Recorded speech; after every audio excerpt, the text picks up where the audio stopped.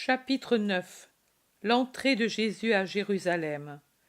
Jésus passe son bras autour des épaules de sa mère qui s'est levée quand Jean et Jacques d'Alphée l'ont rejointe pour lui dire « Ton fils arrive !» Et puis ils sont revenus en arrière pour se réunir à leurs compagnons qui avancent lentement en parlant, alors que Thomas et André ont couru vers Bethphagée pour chercher l'ânesse et l'ânon et les amener à Jésus. Jésus, pendant ce temps, parle aux femmes. « Nous voici près de la ville. Je vous conseille d'y aller et d'y aller en toute sûreté. Entrez dans la ville avant moi. Près de Haine-Rogel se trouvent les bergers et les disciples les plus fidèles. Ils ont l'ordre de vous accompagner et de vous protéger. » C'est que nous avons parlé avec Azer de Nazareth et Abel de Bethléem de Galilée, et aussi avec Salomon. Ils étaient venus jusqu'ici pour guetter ton arrivée. La foule prépare une grande fête, et on voulait voir. Tu vois comme remue le haut des oliviers? Ce n'est pas le vent qui les agite ainsi, mais ce sont des gens qui coupent des branches pour en joncher le chemin et t'abriter du soleil. Et là-bas, regarde, ils sont en train de dépouiller les palmiers de leurs éventails.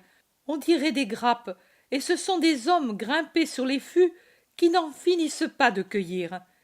Et sur les pentes, tu vois des enfants qui se baissent pour cueillir des fleurs.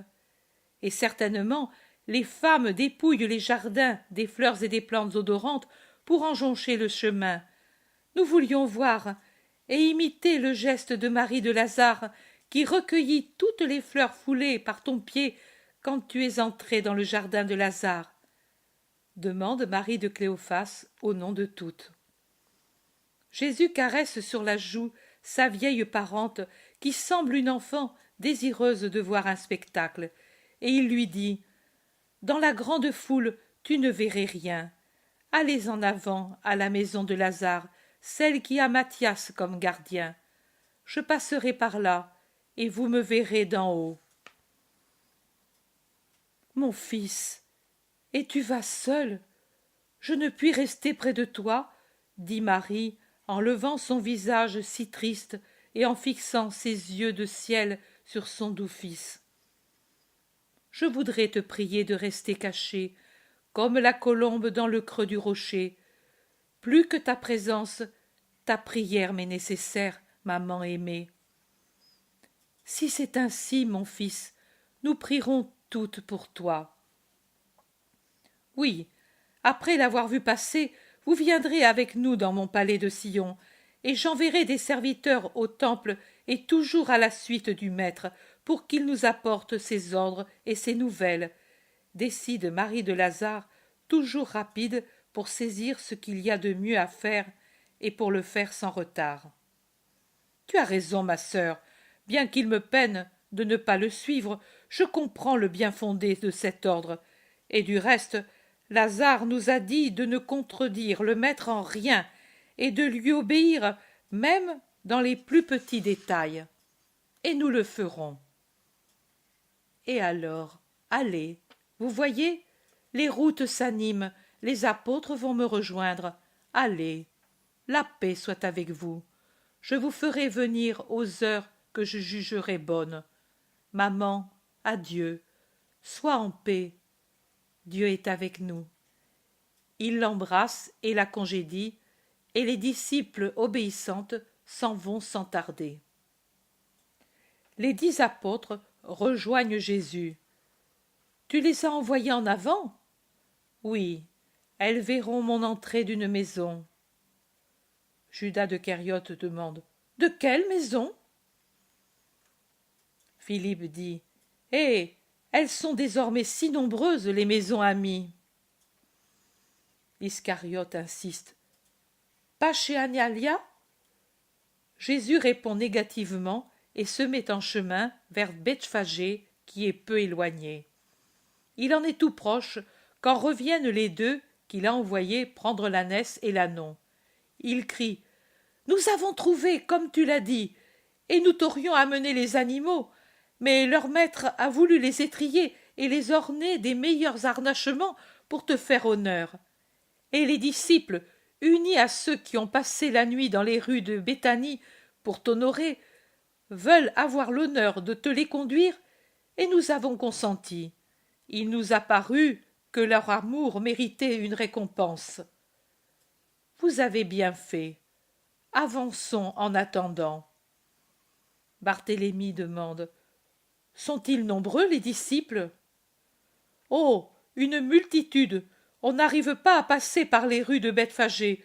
Aussi, j'ai dit à Isaac de conduire l'âne chez Cléonte, le fromager, répond Thomas. Tu as bien fait. Allons jusqu'à cet escarpement des collines et attendons un peu, à l'ombre de ces arbres. Ils vont à l'endroit indiqué par Jésus. L'Iscariote s'écrie: mais nous nous éloignons.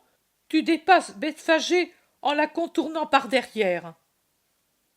Et si je veux le faire, qui peut m'en empêcher? Suis-je peut-être déjà prisonnier, pour qu'il ne me soit pas permis d'aller où je veux? Et est-on pressé que je le sois? Et craint-on que je puisse échapper à la capture? Et si j'estimais juste de m'éloigner pour des lieux plus sûrs, y a-t-il quelqu'un qui pourrait m'en empêcher? Jésus darde son regard sur le traître qui ne parle plus et hausse les épaules, comme pour dire: fais ce que bon te semble. Il tourne en effet en arrière du petit village, je dirais un faubourg de la ville elle-même, car du côté ouest il est vraiment peu éloigné de la ville, faisant déjà partie des pentes de l'oliveraie qui couronnent Jérusalem du côté oriental. En bas, entre les pentes et la ville, le cédron brille au soleil d'avril. Jésus s'assoit dans cette silencieuse verdure et se concentre dans ses pensées. Puis il se lève et va réellement sur la cime de l'escarpement.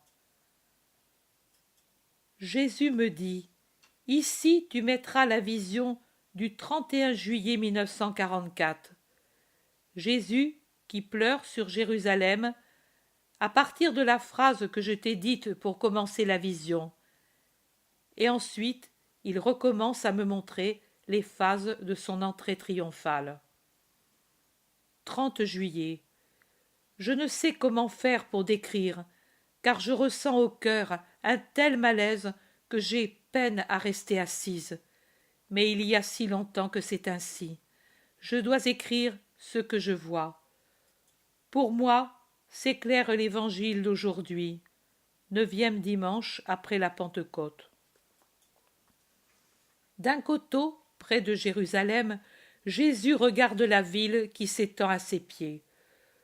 Le coteau n'est pas très haut, au maximum comme peut l'être la petite place Santa Miniato du Mont à Florence, mais cela suffit pour que l'œil domine l'étendue de toutes les maisons et des rues qui montent et descendent sur les petits accidents de terrain sur lesquels se trouve Jérusalem. Cette colline est certainement bien plus haute si on prend le niveau le plus bas de la ville que ne l'est le calvaire, mais elle est plus proche de l'enceinte que ce dernier.